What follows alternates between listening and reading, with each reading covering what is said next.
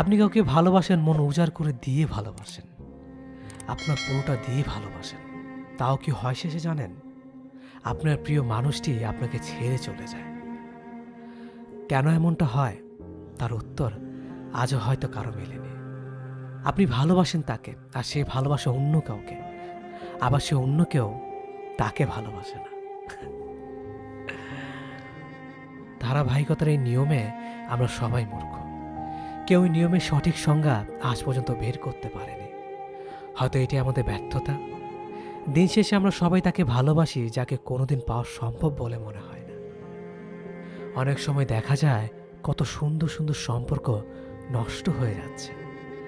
আবার অনেক সময় দেখা যায় হাজারবার বিচ্ছেদের পরেও তারা জীবনের শেষ মুহূর্ত পর্যন্ত একজন আরেকজনের পাশে থাকার কত কারণ খুঁজে বের করেছে। ছেড়ে দেওয়ার হাজারটা কারণ থাকলে ধরে রাখার কি একটা কারণও নেই? সবশেষে ছেড়ে দিয়ে আমি জিতে যেতে চাই। সুখে থাকুক, শান্তিতে থাকুক, এটাই চাওয়া। পরিস্থিতির শিকার হয়ে কিংবা অন্য কোনো কারণে যখন আমাদের বিচ্ছেদ হয়ে যায়, তখন আমরা প্রায় পাগল হয়ে যাই। নিঃশ্বাস বন্ধ হয়ে যায়। তাকে ছাড়া বাঁচাটা কঠিন মনে হয়। মনে হয় এখন এই পৃথিবী থেকে চলে যাব। কিন্তু একবার এমন একটা মানুষের কথা ভেবে দেখেন তো, যার প্রিয় মানুষটা পরপারে পাড়ি জমিয়েছে। মারা যাওয়ার কয়েক ঘন্টা আগেও তাদের কথা হয়েছিল। কথা হবার কিছুক্ষণ পর অপর পাশের মানুষটা শুনল তার প্রিয় মানুষটা আর এই পৃথিবীতে নেই। তার তখন কি মনে হয়েছিল? নিশ্চয়ই প্রথমে বিশ্বাস করতে পারেনি। মনে হয়েছিল এটা কোনো দুঃস্বপ্ন। আমরা বেঁচে আছি। 6 মাস, 1 বছর কিংবা 10 বছর পরেও প্রিয় মানুষটার সাথে চাইলেই যোগাযোগ করতে পারবো, দূর থেকে তার খোঁজ নিতে পারবো। কিন্তু যার মানুষটা নাই, সে কিভাবে খোঁজ নিবে? কিভাবে বাঁচবে? কে নিয়ে বাঁচবে? 5 বা 6 মাসের একটা প্রেমকে আমি কখনোই ভালোবাসা বলবো না। ওটা দুজন মানুষের মাঝে এক ধরনের বিশেষ সম্পর্ক মাত্র। একজন মানুষকে চিনতে বুঝতে অনেক সময় লাগে। হুট করে কাউকে চেনা জানা যায় না। আর নতুন একটা সম্পর্কের প্রথম 3-4 মাস আপনি শুধু অপর মানুষটার ভালো দিকগুলো দেখতে পাবেন। সময় যত যাবে তার আসল দিকগুলো আস্তে আস্তে প্রকাশ পাবে। কারণ অভিনয় বেশি দিন করা যায় না। আর সম্পর্কের শুরুতেই যারা মনে করে সে অনেক ভালো, আমাকে অনেক ভালোবাসে, সে সবার থেকে আলাদা, কিছুদিন যেতেই সে বদলে গিয়েছে। সে আগের মতো কথা বলে না, সে আগের মতো নেই ধারণা আসতে বেশি সময় লাগে না। তাই 5-6 মাস পরে যখন একটা প্রেম ভাঙে, তখন শুধুমাত্র একটা সম্পর্কই ভাঙে। কারণ ভালোবাসা কখনো ভাঙে না। যদি সত্য ভালোবাসেন তবে সময় নিন, সময় দিন। তার ভালো মন্দগুলো মিলিয়ে তার সাথে থাকতে পারবেন কি না নিজেই যাচাই করে দেখুন। ভালোবাসার মানুষের কাছে কখনো কিছু লুকোবেন না। তাকে সব সত্যি বলুন। আপনি যা তার কাছে সেটাই প্রকাশ করুন। কারণ সততার ভালোবাসা পরিপূরক। ভালো থাকুক প্রতিটি ভালোবাসা। প্রাক্তন মুভি বিখ্যাত ডায়লগ অ্যাডজাস্টমেন্ট মানে হেরে যাওয়া নয়। বলা হলো জীবনের অনেক মানুষই অ্যাডজাস্ট করতে করতে একটা সময় হেরে যায়। কারণ কেউ যদি একবার বুঝে যায় আপনি সব ব্যাপারেই মানিয়ে নিতে পারেন, তবে এরা সব সিচুয়েশনেই আপনাকে মানিয়ে নিতে বাধ্য করবে। একতরফা অ্যাডজাস্ট করে আপনি হয়তো সবাইকে খুশি রাখতে পারবেন, কিন্তু দিন শেষে আপনি নিজের কাছে হেরে যাবেন। মানিয়ে নেওয়া হতে হবে 2 পক্ষ থেকেই। একজন সারা জীবন শুধু মানিয়েই নেবে, আরেকজন কেবল নিজের ইচ্ছেটাকেই প্রাধান্য দেবে। এরকম মানিয়ে নেওয়া থেকে বের হয়ে কখনো কখনো নিজের জন্য একটু ভাবতে হয়। সবাইকে খুশি রাখতে গিয়ে, সবার আবদার রাখতে গিয়ে অ্যাডজাস্ট করতে করতে যখন দেখবেন এরা আসলে আপনার মানিয়ে নিয়ে এটাকে কোনো গুরুত্বই দিচ্ছে না, তখন মনে হবে কি পেলাম জীবনে। এদের জন্য যেটাই করেন না কেন, দিন শেষে এরা কেবলই নিজেরটাই বুঝবে। কেবলমাত্র তাদের জন্যই সব কিছু মানিয়ে নেওয়া যায়, যার কাছে আপনার গুরুত্ব আছে। বছর পর বছর পার হয়ে যাচ্ছে, তোমাকে শুধু দেখেই যাচ্ছে, কথা বলতে আর পারি না।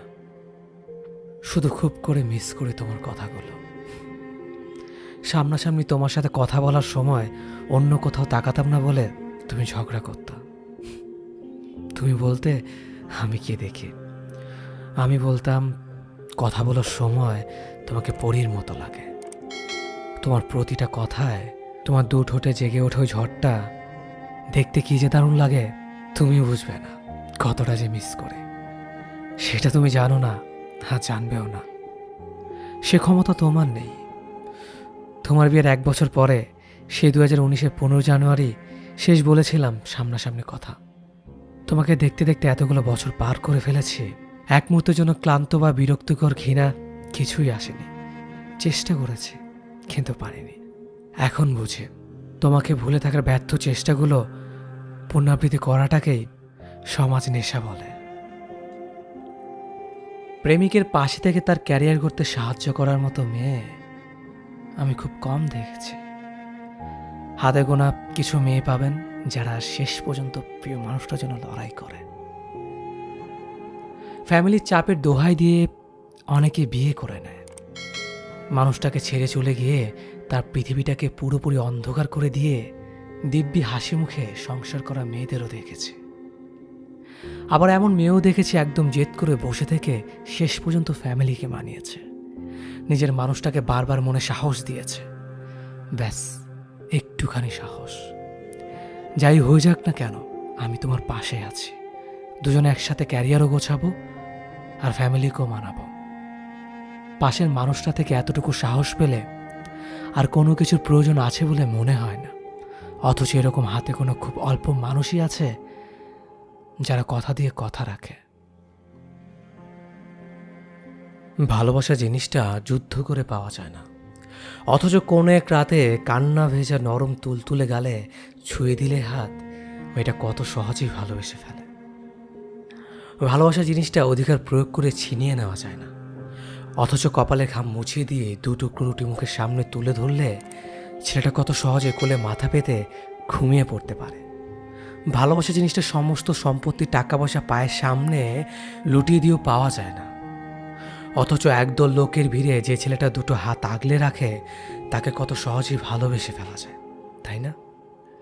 নিজের টিফিনের খরচ জমিয়ে ভাইয়ের পরীক্ষার ফি দেওয়া মেয়েটাকে কত সহজেই বুকে জড়িয়ে ধরা যায়, কি তাই না? প্রেমিকার অসুস্থতার খবর পেয়ে ভোরের ভাঁজ ধরে আসা ছেলেটার কপালে কত সহজে চুমু খাওয়া যায়। অল্প রোজগারের ছেলেটার সাথে সংসার করার জন্য বাড়ির অমতে প্রাইভেট ফার্মে কাজ করা মেয়েটার চোখে কত সহজেই চোখ রাখা যায়। মায়ের অসুস্থতার কথা ভেবে সংসারের হাল ধরতে নিজের শখ আহ্লাদ ছেড়ে যে ছেলে 9টা থেকে 5টা পর্যন্ত চাকরি করছে, দিনের শেষে তার মাথায় কত সহজেই হাত বুলিয়ে দেওয়া যায়।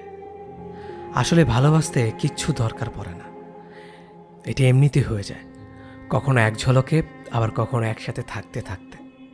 শুধু ভালোবাসতে গেলে যেটুকু দরকার সেটা হলো অহংকার জেদি ভুলে নিজের মাথাটাকে চুপচাপ নিজের ভালোবাসার মানুষটার সামনে নত করতে শেখা। তোমাকে ভালোবাসার কোনো কারণ খুঁজে পাইনি, কিন্তু তোমায় ছেড়ে থাকতে না পারার অনেক কারণ আছে। তাই থেকে যেতে চাই তোমার সাথে। যদি পারো আমায় তুমি আগলে রেখো।